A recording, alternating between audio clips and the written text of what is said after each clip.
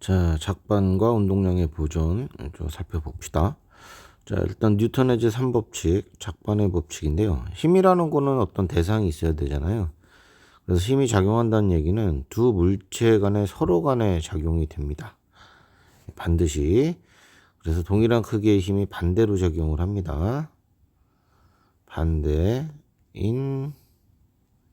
힘이 동시에 이제 서로 작용하게 되고요.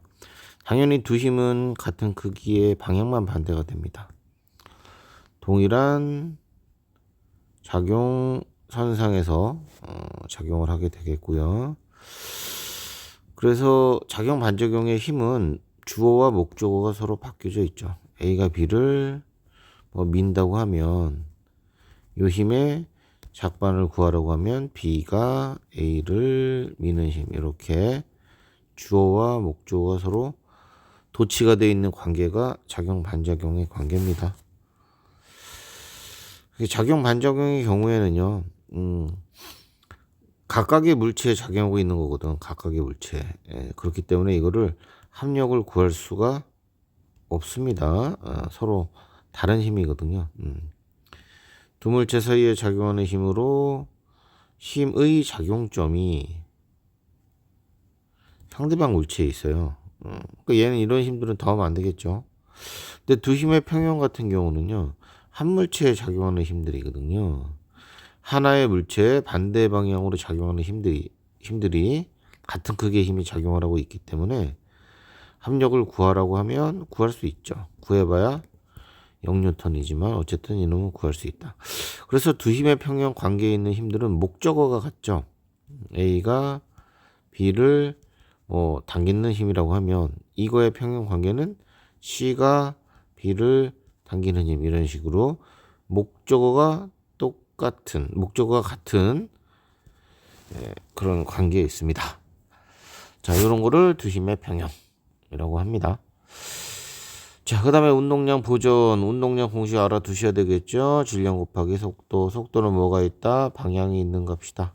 따라서 운동량도 방향이 있다는 거 기억하시고요.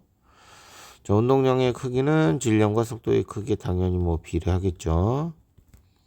자, 운동량의 방향은 속도의 방향과 같습니다. 속도. 그다음에 변화량은 뭐냐? 나중 거에서 처음 거를 빼주시면 변화량이라고 얘기를 합니다. 그다음에 알짜 힘에 따른 운동량의 변화라고 나왔는데요. 힘이 작용하게 되면 당연히 속도가 달라지겠죠. 따라서 운동량이 변하게 됩니다. 네, 중요한 겁니다. 따라서 운동량의 변화는 힘이 주어져서 충격량이 가해지면 운동량이 변한다, 이런 얘기입니다. 그래서 이 그림에 있는 것처럼 이 법칙에서 F는 ma에서 가속도가 시간분의 델타 V 속도 변화량이잖아요. 요거 곱하기 질량 곱하기 속도 변화가 바로 운동량의 변화량인 거죠. 그럼 T를 갖다 이항시키면 F 곱하기 T는 델타 P가 되잖아요. 그죠? 그러니까 운동량의 변화량이 생기려면 요 물리량이 공급이 돼야 돼요.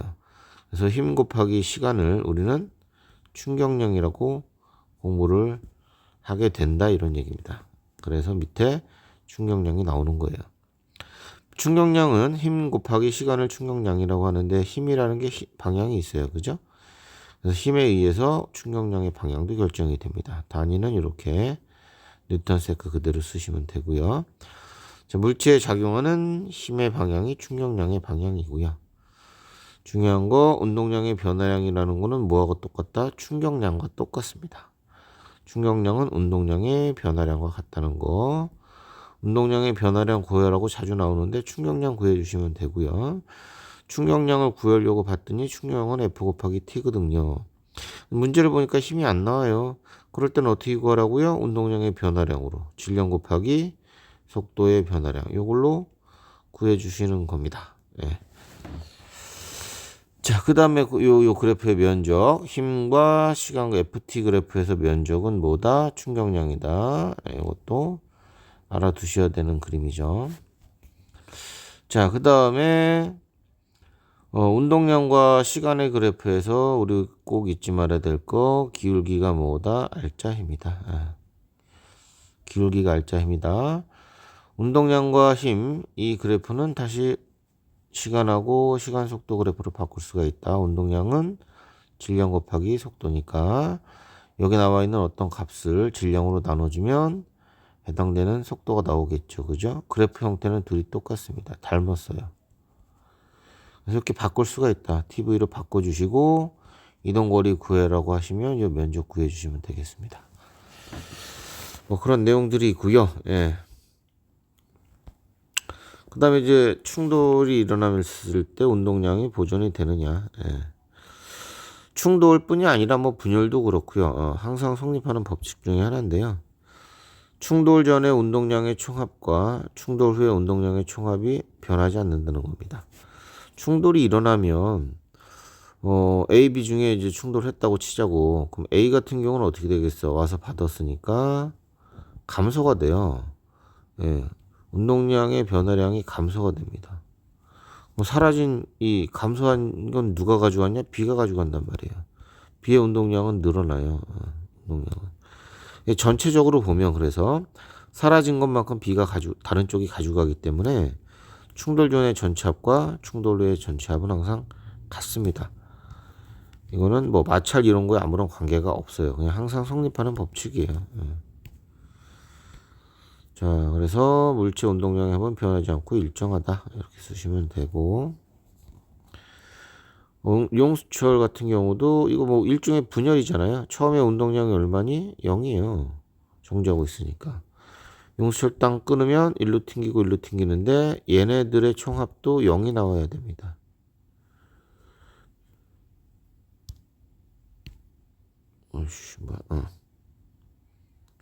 그래서 분리 전에 운동량의 합이 0이므로 분리가 된 뒤에 총합도 0이어야 된다. 이런 얘기입니다.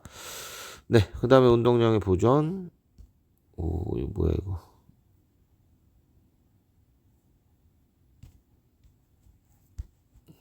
이거 해야 되나? 그렇지. 자, 운동량의 보존은 뭐 다양한 형태에서 이용이 되고 있다. 뭐 이런 얘기고요. 예. 자, 문제 한번 쭉 풀어볼까요? 예. 골라서 한 개씩만. 103번? 여기 뭐 중자만 있네요. 자, 뭐 책을 갖다가 누르고 있나 봐요. 힘 F를 주고 누르고 있는데 책이 정지하고 있어요. 라는 얘기입니다. 작용하는 책의 작용은 R자이면 0이다. 정지하고 있으니까 R자이면 0인 거예요. 기억 맞는 거고. 책이 바닥을 누르는 힘. 바닥이 책을 떠받치는 힘은 작반의 관계다. 책이 바닥이 책을 떠받치는 힘은 작용, 반작용의 관계이다. 5. 힘을 주고 책을 눌렀는데 이 책이 바닥을 눌러. 그렇죠. 책이 바닥이 책을. 작반의 관계가 있겠다. 그죠? 바닥이 책을 떠받치는 힘은 중력이다. 이렇게 나왔는데 이거 플러스 누르는 힘 있죠. 누르는 힘 F라고 하면은 이거 플러스 F 이렇게 되겠죠. 디귿은 안 되겠다. 자, 디귿 들어간 거 이렇게 지우면 이렇게 두 개인데 3번으로 골라주셔야 되겠다. 그죠? 바닥이 있고 책이 있고 그죠? 책이 아래쪽으로 중력이 작용하고 있고 위에서 힘 F로 눌러주고 있다고. 두 개가 바닥을 이렇게 누르고 있습니다. 예. 그거에 대해서 반작용으로 바닥의 책을 떠받치고 있다. 목적어가 서로 바뀌어져 있네요. 그렇게 보시면 될 것 같네요. 자, 이거 답이 뭐 틀린 거 있으면 해답 주고 찾아보시고 틀린 거 있으면 다시 고쳐서 하세요. 제가 지금 뭐 답을 모르니까. 자, 109 쪽에는요. 109번은 자석을 갖다 지금 뭐 이렇게 붙여놓고 이거는 서로 같은 거 그래서 밀어내고 있는 상태인가 봐요. 뭐 같은 자석이니까 뭐 가 같은 경우는 그냥 자석 하나의 무게를 W라고 놓으면은 W 그냥 EW짜리인 거야. 얘는 쉽게 얘기하면 EW짜리 물체 하나 있다고 생각하면 돼. 가는 붙어 있으니까. 여기 걸리는 무게는 EW겠지 뭐 이렇게 생각하시면 되고요. 나 같은 경우가 이제 헷갈리나 보죠. A라는 놈이 공중에 떠 있어요. 아래쪽으로 당기는 중력이 W인데 B가 A를 밀어내는 자기력이 W인 거잖아. 그죠? 그래서 떠 있나 보죠. 그럼 B는 아래쪽으로 중력 W가 작용하고 있고 A가 B를 밀어요. W로. 자기력으로. 그래서 요 저울을 누르는 무게는 EW가 됩니다. EW. 똑같아요. 가나 나나. 같다고. 같은 자석이면 똑같아요. 떠 있거나 붙어 있거나. 자, 옳은 걸 골라봅시다. 가에서 B가 A를 떠받치는 힘. B가 A를 떠받친다고? 그러면은 크기는 A에 작용하는 그렇지. 이 경우에는 아래쪽으로 A 중력이 작용하고 있고 그 다음에 B가 A를 또 잡아당기고 있죠. 이렇게. 그죠? 그 힘도 W인 거지. 같은 자기력일 테니까. 자, 이렇게 B에 EW가 눌리고 있다고. 그래서 B가 A를 떠받치는 힘의 크기 EW야. 자, A에 작용하는 중력과 자기력의 합력의 크기다. 이게 맞다는 얘기지. 나에서 A에 작용하는 중력이 W라고 하면 B가 A에 작용하는 자기력은 W인데 이거 작용반작용 관계냐? 목적어하고 주어가 도치가 되어 있는가? A에 작용하는 중력, 지구가 A를 당기는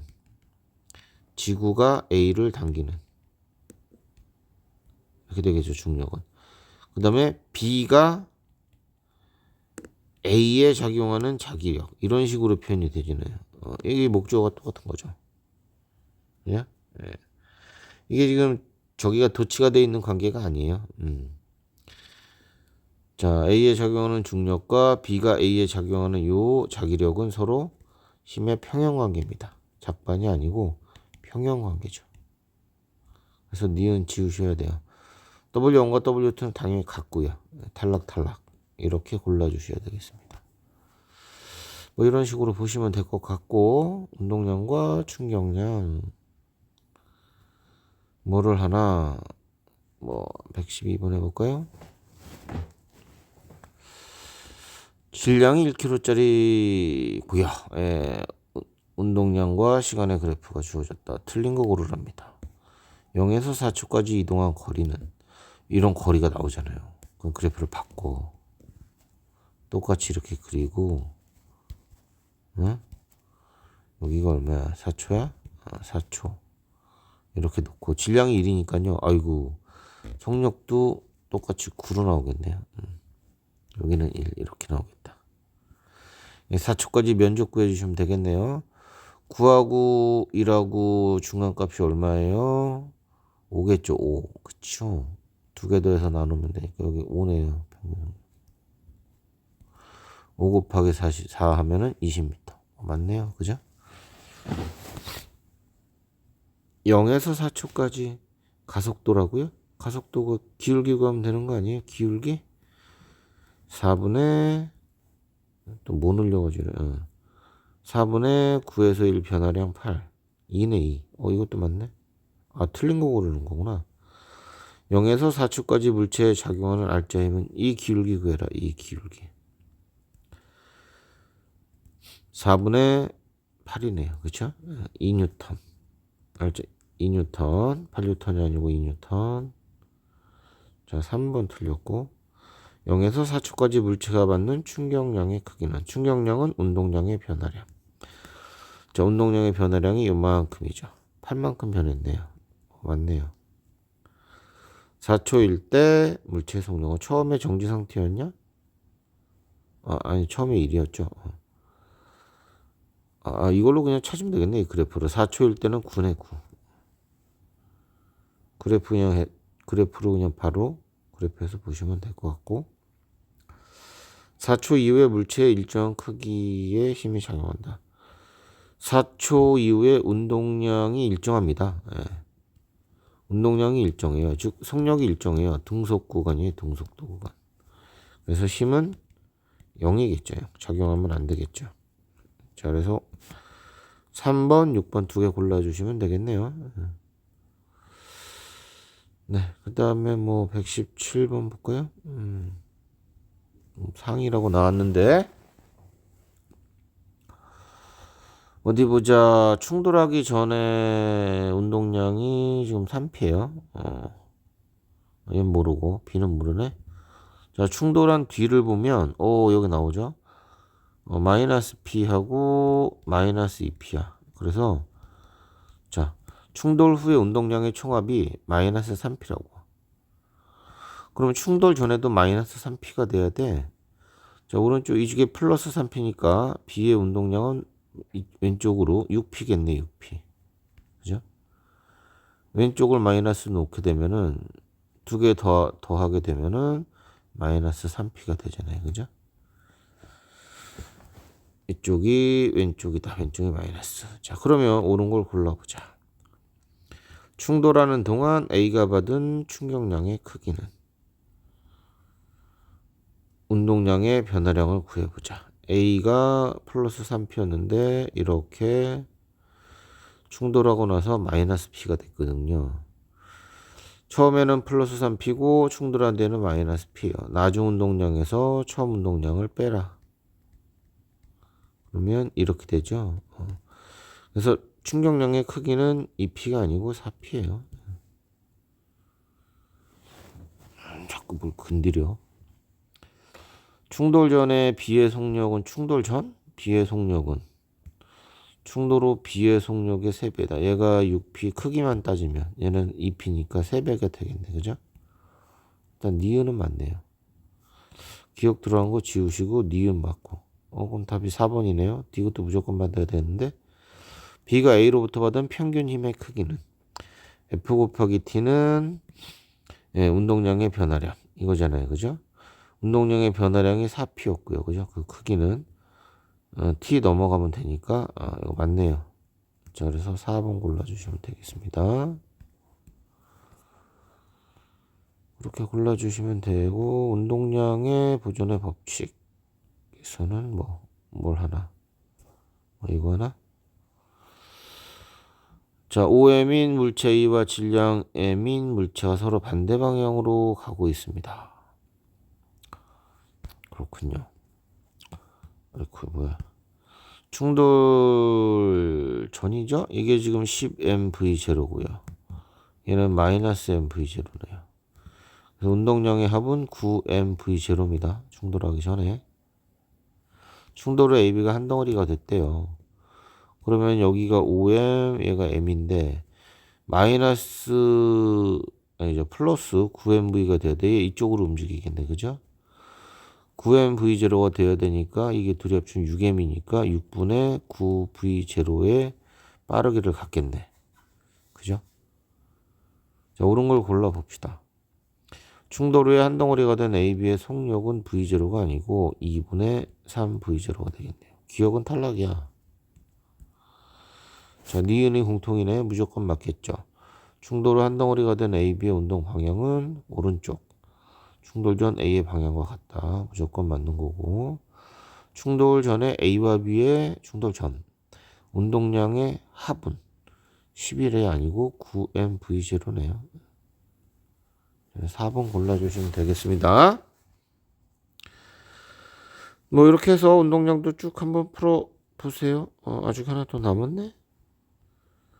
126번. 화살이 날아가서 가에서는 관통해서 같이 움직이는 그런 그림이네요. 나에서는 화살은 정지하고 B만 움직이는 그림이에요. 화살의 질량이 M이라고 났네요. 그럼 맨 처음에 MV 아니야? MV. 얘도 MV.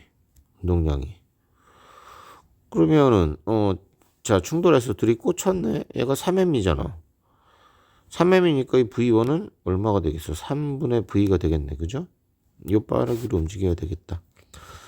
밑에 있는 그림은 부딪히고, 이거 상이야. 부딪히고 화살은 정지했으니까 앞에 있는 B가 얘도 MV가 되어야 되니까 여기 V겠네요. 이렇게 움직이겠다. 옳은 거. 물체가 받은 운동량의 크기는 충격량의 크기는 운동량의 변화량이라고 그랬죠. B의 케이스에서 변화량을 보시면 정지해 있던 요 물체가 M에서 V가 됐으니까 MV가 됩니다. 자, A라는 놈은 정지하고 있다가 관통되면서 같이 움직였는데 정지 상태에서 3분의 V가 됐으니까 질량 2m 곱해주시면 3분의 2mV가 되네요. B가 A보다 크다. 오, 맞네요. 운동량의 변화량이 그렇습니다. 가에서는 화살의 운동량이 보존이 된다? 처음에는 MV였고 화살만 따지면 나중에는 M 곱하기 3분의 V니까 얼마니? 3분의 MV네. 보존되지 않습니다. 운동량의 합이 보존되는 거죠. 화살 자체 운동량은 보존되지 않죠. 자, 3V1이 바로 V죠. 네. V1이 3분의 V니까 V2는 그대로 V고 둘이 같네요. 자, 기억 디귿 골라주시면 돼요. 이런 식으로 나머지 문제 쭉 풀어보세요. 예, 풀어보시고 아리송한 거는 또 질문해 주시기 바랍니다. 자, 고생하셨습니다.